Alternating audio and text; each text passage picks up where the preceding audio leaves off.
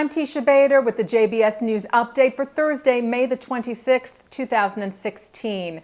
A rocket was fired last night into Israel from Gaza. It is believed the rocket landed in an open area in the Sha'ar HaNegev Regional Council, which borders the Gaza Strip. No injuries or damage was reported.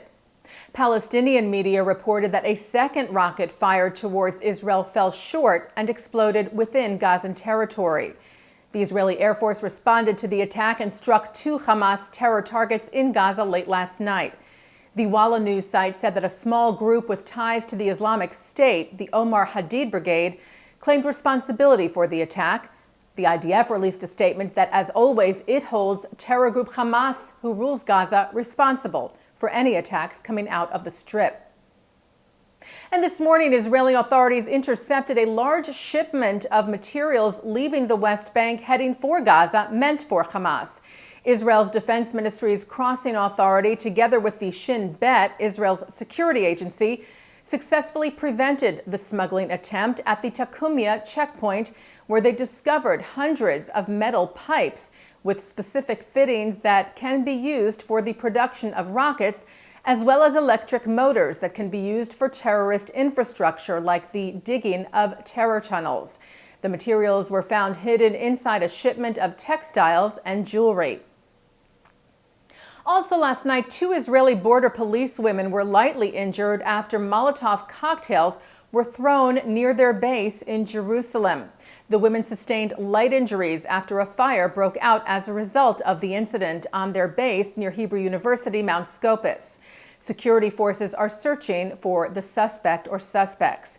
The police women were taken to Shaarei Tzedek Medical Center in Jerusalem for treatment. The U.S. State Department responded yesterday to Israeli Prime Minister Benjamin Netanyahu's naming of Avigdor Lieberman, known as a hardliner on the right, as the country's new Minister of Defense. When asked about the addition to the coalition of Lieberman and his party, Yisrael Beitenu, State Department spokesman Mark Toner told Israel's Army radio that it raises, quote, legitimate questions about the government's commitment to a two-state solution with the Palestinians. But Toner said that ultimately we're going to judge this government based on its actions.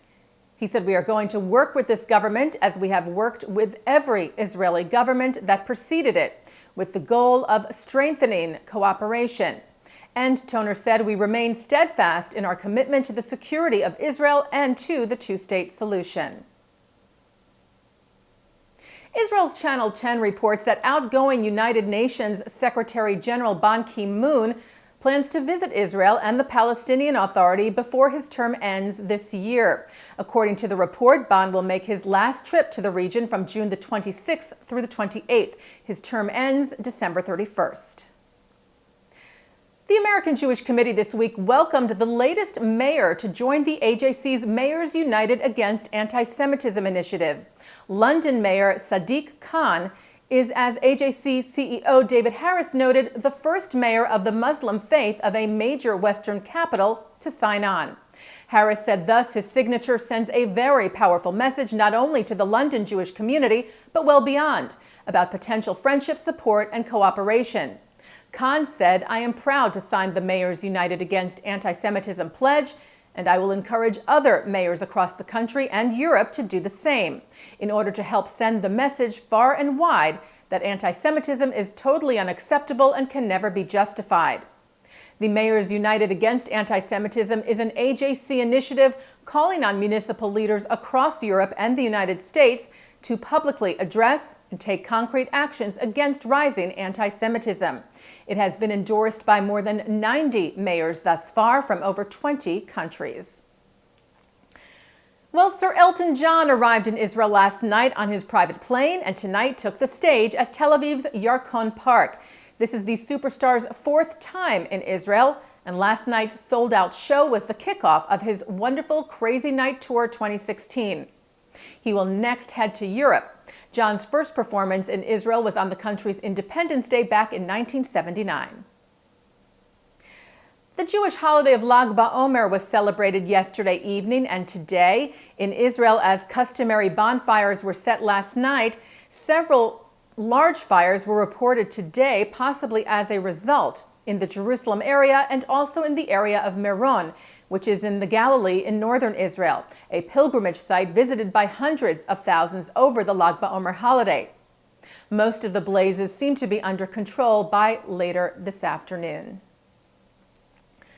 Looking now at our programming for tonight on JBS for Thursday, May the 26th. At 7 o'clock, Rabbi Mordechai Becker talks about marriage and the Talmud.